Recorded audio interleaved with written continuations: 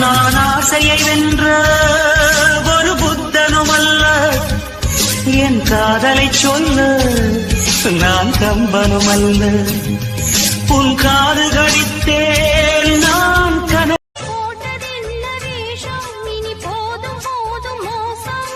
நான் சொன்ன சம்சாரம் எந்தன் சங்கீதம், இதை கண்டு கொள்ள முடியாமல் ஆர்ப்பாட்டமா?